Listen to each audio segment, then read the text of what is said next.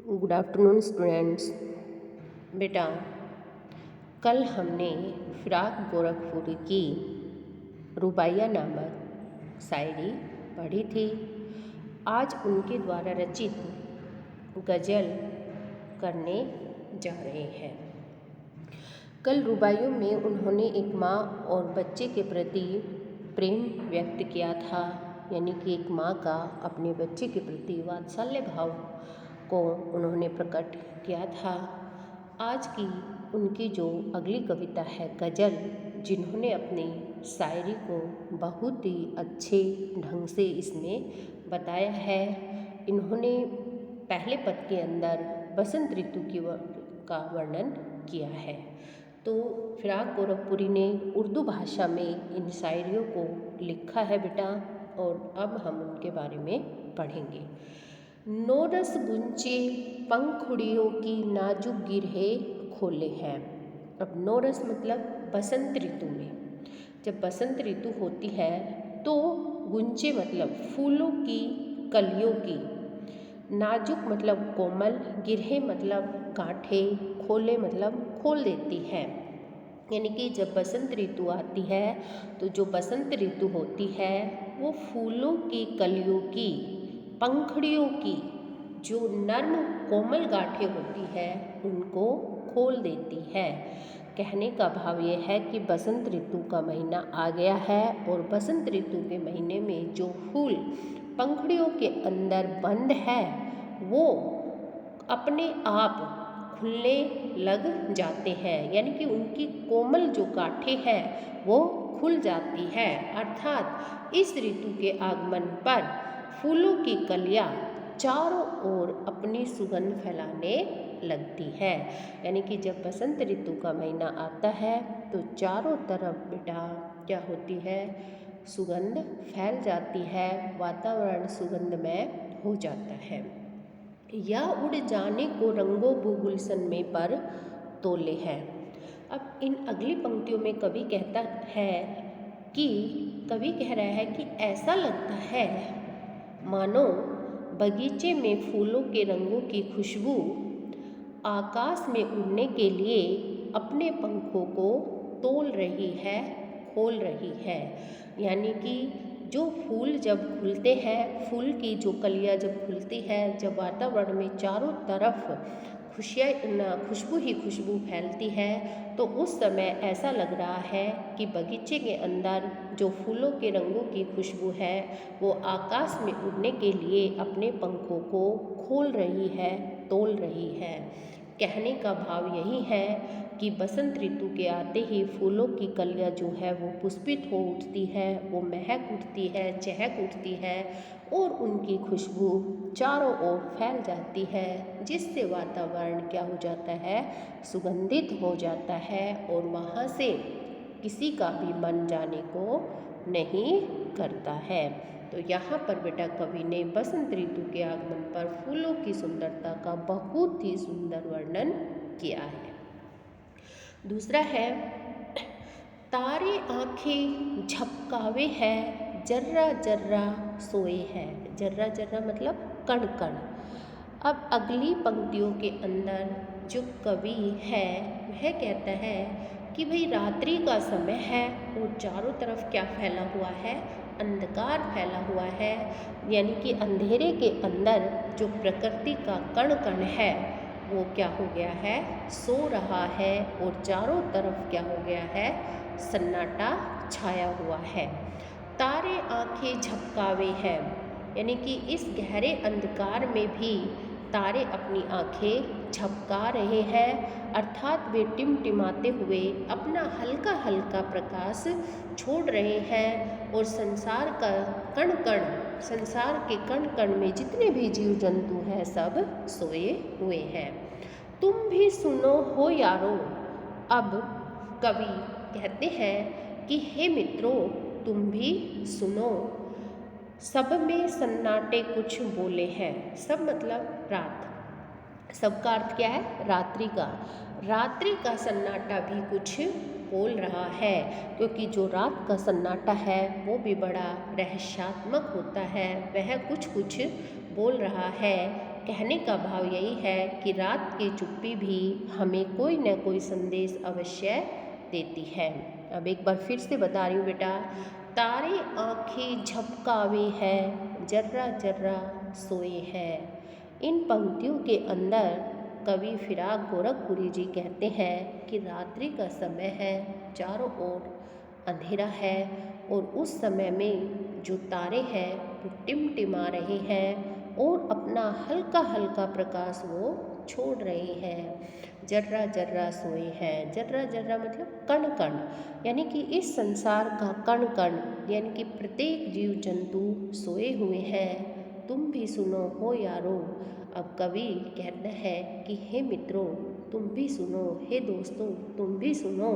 सब में सन्नाटे कुछ बोले हैं कि रात्रि का सन्नाटा भी कुछ कुछ बोल रहा है, अर्थात रात्रि का जो सन्नाटा है वो भी बड़ा ही रहस्यात्मक है कि रात की चुप्पी भी हमें कोई न कोई संदेश अवश्य दे करके जाती है। आगे, हम हो या किस्मत हो हमारी। अब इन पंक्तियों के अंदर बेटा कवि ने उन लोगों के लिए कहा है जो किस्मत पर भी भरोसा करते हैं और मेहनत पर भी भरोसा करते हैं।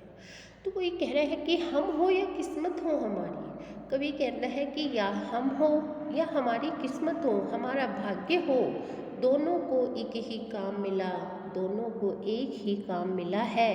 किस्मत हमको रो लेवे है, हम किस्मत को रो ले हैं। यानी कि दोनों को एक ही काम मिला हुआ है और वह यह काम है कि कभी तो मनुष्य किस्मत को लेकर के रोने लग जाता है और कभी हम इंसान किस्मत को लेकर रो देते हैं। यानी कि मनुष्य की किस्मत रोती है तो कभी इंसान रोता है। तो कहने का भाव यही है बेटा कि इस संसार के जो लोग हैं वे हमेशा ही अपने भाग्य को दोष देते रहते हैं। वे न तो सही प्रकार से अपना काम करते हैं, ना मेहनत करते हैं, बल्कि जब सफल नहीं होते हैं तो वो अपनी किस्मत को ही दोष देते हैं। तो यहाँ पर कवि ने उन लोगों के ऊपर व्यंग्य किया है जो भाग्यवादी होते हैं, यानी कि जो भाग्य के भरोसे बैठते हैं और अपनी मेहनत नहीं करते हैं, केवल भाग्य के भरोसे ही जीते हैं। तो उनके बारे में ही कवि ने कहा है कि हम हो या किस्मत हो हमारी, दोनों को एक ही काम मिला। कवि कहता है कि या तो हमारी किस्मत है या हम हैं, दोनों को केवल एक ही काम है। किस्मत हमको रो लेवे, हम किस्मत को रो लेते हैं। किस्मत तो हमें दोष देती है। किस्मत मतलब हमें दोष क्यों देती है? क्योंकि हम मेहनत नहीं करते, और मेहनत नहीं करते तो किस्मत हमारे अंदर दोष निकालती है। और हम क्या है कि जब हमें कुछ नहीं मिलता है, जब हमें मेहनत करने पर भी कुछ नहीं मिलता है, तो हम किस्मत को दोषी ठहराते हैं। तो यहाँ पर कवि ने उन भाग्यवादी लोगों के ऊपर बेटा व्यंग्य किया है। अगली पंक्तियों में कवि कहता है, जो मुझको बदनाम करे है, काश वे इतना सोच सके। अब कवि अपने खुद के बारे में, यानी कि मनुष्य अपने खुद के बारे में कह रहा है कि जो लोग मुझे बदनाम करने की कोशिश कर रहे हैं, काश वे इतना सोच सके, काश वे अपने बारे में यानी कि इतना समझ ले, इतना सोच ले कि मेरे ऊपर बदनामी का जो दाग लगा रहे हैं, काश वे जरा ये भी सोचते होंगे कि मुझे बदनाम करके यानी कि मेरा पर्दा खोले है या अपना पर्दा खोले है। पर्दा मतलब रहस्य, यहाँ पर मतलब पर्दा खोलना, रहस्य मतलब उसके बारे में बताना। तो वो ये कह रहा है कि जो लोग हमारे ऊपर बदनामी का दाग लगाते हैं, हमारे बारे में बताते हैं, तो काश वे ये भी सोचे कि वो मुझे बदनाम करके मेरा रहस्य खोल रहे हैं या अपना रहस्य खोल करके समाज को बता रहे हैं। यानी कि या वो जब बुराई कर रहे हैं मेरी, तो वो इतना सोच ले, बुराई करते समय वो इतना सोच ले कि वो मेरे बारे में बता रहे हैं या फिर समाज के सामने अपना रहस्य खोल करके रख रहे हैं। कवि के कहने का भाव यही है कि बेटा जो दूसरों की निंदा करना अच्छा नहीं है, मतलब कि दूसरों की निंदा हमें नहीं करनी चाहिए। जो लोग दूसरों को बदनाम करने का प्रयास करते हैं वे पहले स्वयं ही बदनाम हो जाते हैं, क्योंकि निंदा करने वाला जो व्यक्ति होता है वो समाज में सम्मान प्राप्त नहीं करता है। तो यहाँ पर कवि इस पंक्ति के माध्यम से या इस शायरी के माध्यम से हमें यही बताना चाहता है कि हमें किसी के अंदर कोई भी कमियां नहीं निकालनी चाहिए, बल्कि उस इंसान की अच्छाइयाँ ही देखनी चाहिए, उसकी बुराइयों को समाज के सामने नहीं रखना चाहिए, क्योंकि बुराइयां हम में भी बहुत सारी है और अगर हम ऐसा करते हैं तो हम उस इंसान का नहीं बल्कि अपना ही रहस्य समाज को बता रहे हैं, क्योंकि सब हमें भी उन्हीं नज़रों से देखते हैं। आगे है बेटा अगला, ये कीमत भी अदा करें हम बदुरुस्ती ए होशो हवास। अब यहाँ पर कवि ने किसका वर्णन किया है? यहाँ पर कवि अपने प्रेम की कीमत चुकाने की बात कर रहा है। इस गज़ल के माध्यम से कवि ने अपने प्रेम की कीमत के बारे में बताया है। प्रेम की कीमत की बात उन्होंने कही है कि कवि का कहने का भाव यही है कि कवि कहता है कि जो प्रेम है वो एक अनमोल भावना है। मतलब प्रेम सभी एक अनमोल भावना से किया जाता है। तो यहाँ कवि कहता है कि इसकी अन्य वस्तु से तुलना नहीं की जा सकती। किसकी? प्रेम की। तो यहाँ पर कवि क्या कहता है, एक कीमत भी अदा करे हम बदुरुस्ती होशो हवास। बदुरुस्ती मतलब पूरे विवेक से, पूरे खुले दिमाग से, पूरे बुद्धि के साथ कवि कहता है कि एक जो सच्चा कवि होता है वह अपने पूरे विवेक के साथ और अपने पूरे होश और हवास में, यानी कि अपने पूरे होश हवास में और अपनी बुद्धि से काम लेकर के अपने प्यार की कीमत को चुका देता है। यानी कि कवि के कहने का भाव होता है कि एक सच्चा कवि या एक सच्चा प्रेमी वही होता है जो अपने पूरे विवेक के साथ में और अपने पूरे होश हवास से प्यार की कीमत को चुका देता है। इसके लिए वह समाज के बदनामी का कष्ट भी उठाता है। यानी कि इसके लिए, किसके लिए? इस प्यार की कीमत को चुकाने के लिए जो सच्चा प्रेमी या सच्चा कवि होता है उसे समाज की बदनामी भी उठानी पड़ती है। तेरा सौदा करने वाला दीवाना भी होले है। अब कवि कहता है कि अपने तेरा सौदा करने वाले, यानी कि अपने प्रियतम का प्यार पाने के लिए वह दीवाना बनने को भी तैयार हो जाता है। यानी कि वह इतना पागल हो जाता है कि उसे ना तो अपने परिवार की, ना अपने समाज की, किसी का भी कोई भी ख्याल नहीं होता है। केवल उसे अपना प्रेम दिखाई देता है और अपने प्रेम के सामने वह इतना पागल हो जाता है कि वह मतलब इतना दीवाना बन जाता है कि वह अपने प्यार को पाना चाहता है। तो कहने का भाव यही है बेटा कि एक जो प्रेमी होता है वो समाज की कोई चिंता नहीं करता है, वह तो केवल अपने प्रिय का, अपने प्रियतम के प्यार को ही पाना चाहता है।